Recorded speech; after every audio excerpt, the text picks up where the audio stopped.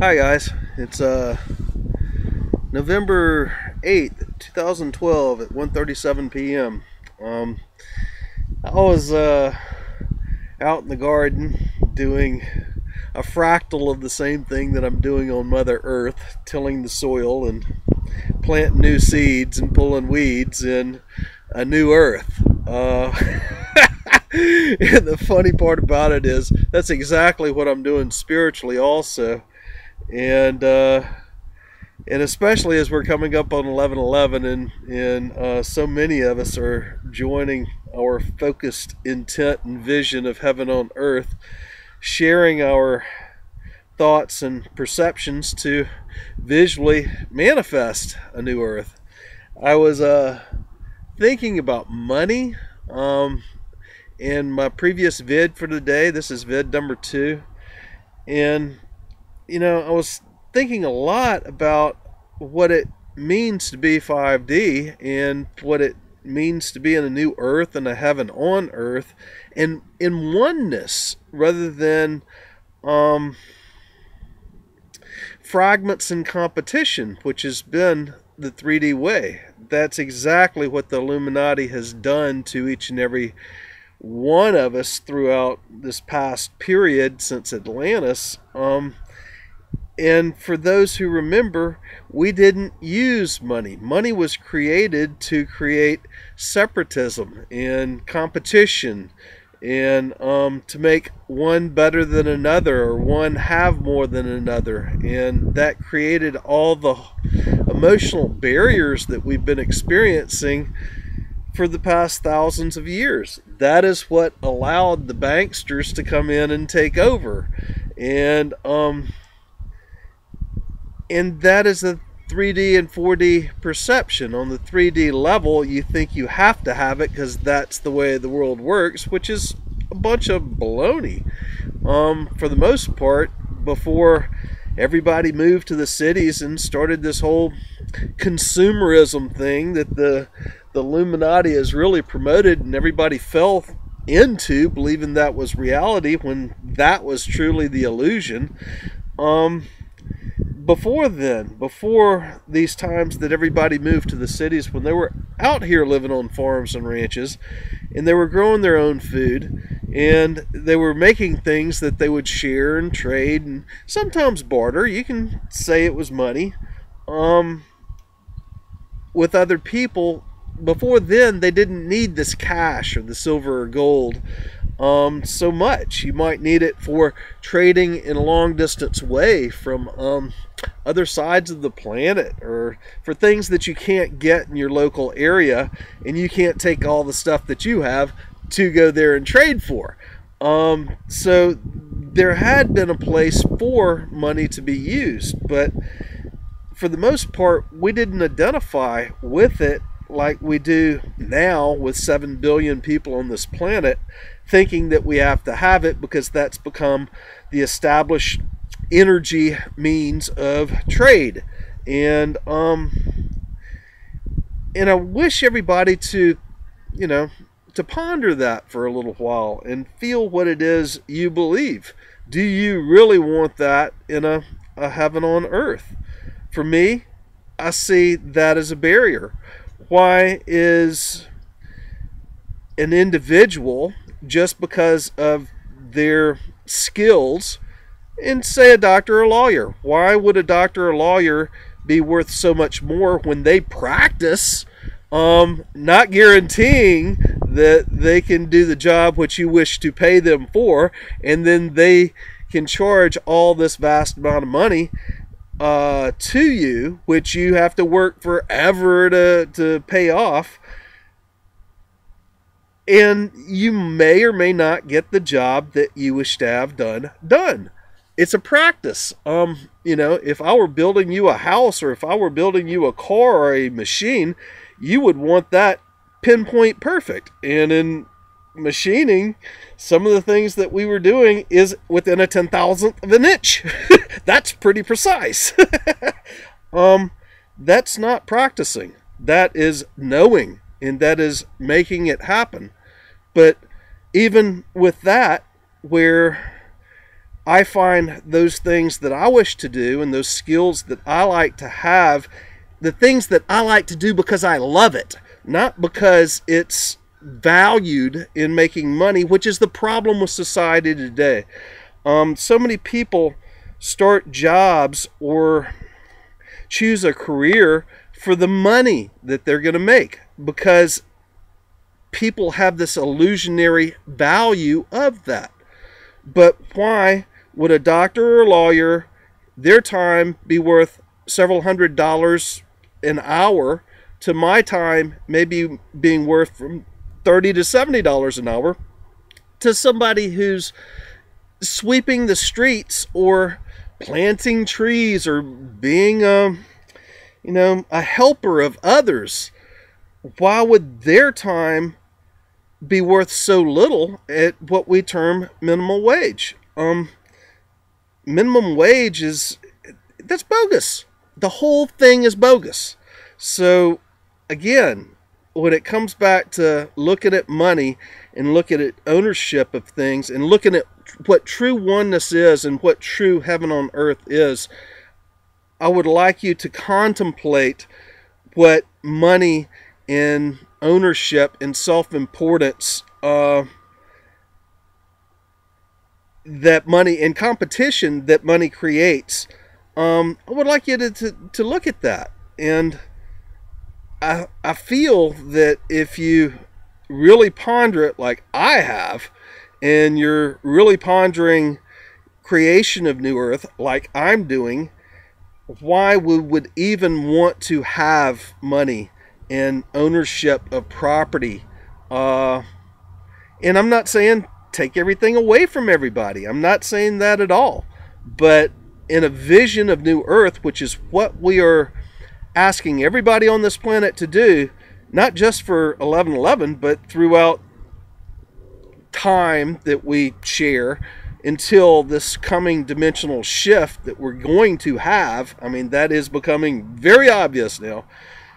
We're asking that everybody envision the heaven on earth.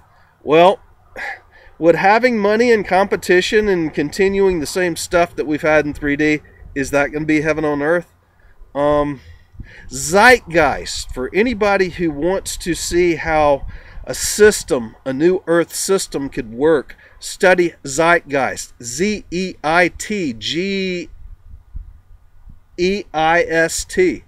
and look at their model for a cashless society where all of the collective of humanity shares the resources equally.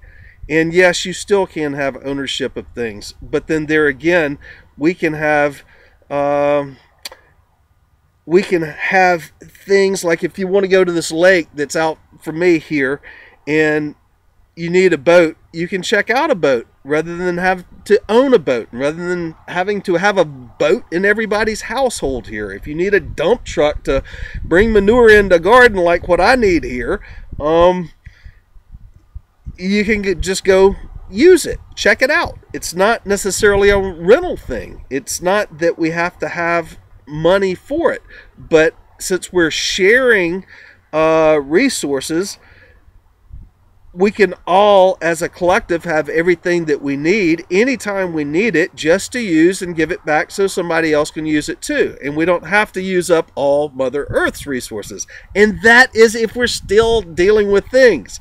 And my vision is that we're going into times of materialization, and I'm talking, I need some water. We're going to materialize this cup full of water. And just that easy. We don't need the stuff at that point. We can have whatever it is that we wish. That is my true higher dimensional Mother Earth that I envision. I don't necessarily see the need for all the stuff. I see that if we need stuff other than the clothes and food we have, we might have a piece of property that we consider our residence, but we've got clothes and food and a few things that we need, and as far as the rest of it, we don't need to have all the stuff. But I mean, it's just different levels different dimensional layers of comprehension, different layers to the onion or the nacre on the pearl. So anyway, I just wanted to throw that out because that's a huge thing. We've been talking a lot about New Earth lately and what we wish to see, and I've heard so many people talk about how money's not evil. Well, you're right, money's not evil. How money is an exchange of energy, yeah, you're right. But in using money, then some people can accumulate thinking that that's gonna make them better or higher or lower, or have more stuff, and we fall back into the same traps that we have already experienced. So why do we want to continue experiencing the same old things that doesn't really work? Why do we want to do that again? So anyway, let's see, is there any other things that I would see? Yeah, I would say look at yourself and see your perceptions on how you view things. Do you feel that you are better than anything else? Do you feel that you are above certain things? Do you feel that you have competition going on in your life? Then if you do, I would ask you to take a look at the level of perception that you're on, whether it's 3D, 4D, or if you're stepping into 5D. If you're still in the competition, if you're still in that ego persona of being self-important, and you want to go to 5D, you might better think about what you're perceiving as what 5D is. Because when we're talking about oneness, we're in a totally different ball game, people. We can be individual fragments and lead individual lives, and we can be unique in our thoughts and perceptions and our gifts that we have. But true oneness is not going to be in a competition. It's not going to be in a hierarchy as people think about it. It's not going to be where you've got the haves and have-nots. I just don't see it that way. I don't see how true oneness can be that way. And during this time between now and 11/11, when really the energies are going to be right and everybody's going to be focused on throwing their thoughts, their visions, their perceptions, their feelings into that collective soup for manifesting a new earth, I would hope that everyone would truly give time to what is oneness and what would be required by having true oneness, and what would be a limiting factor in New Earth, something that we already have that we don't want to take with us. You know, of course, we're only wanting to focus on that which we want, but we need to identify that which we don't want. You cannot be the light without having been the dark. You cannot identify yourself in the light without having experienced the dark.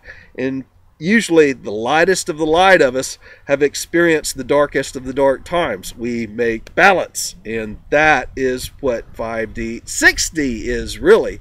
6D is the realization that we've been both light and dark, and we find that balance. It is no longer playing light dark games or light dark games, and that slows down in the fifth dimensional ways of thinking, and that's what we're stepping into. So and so even the identification of those different layers to the onion, 3D, 4D, 5D, 6D, and on up, even our own individual understandings of that might be something that we need to look at before, on an individual basis, before we do this focused intent on 11/11. Anyway, coming up on the end of this vid, I just wanted to throw all that out there to you guys. Love you all. Bye for now.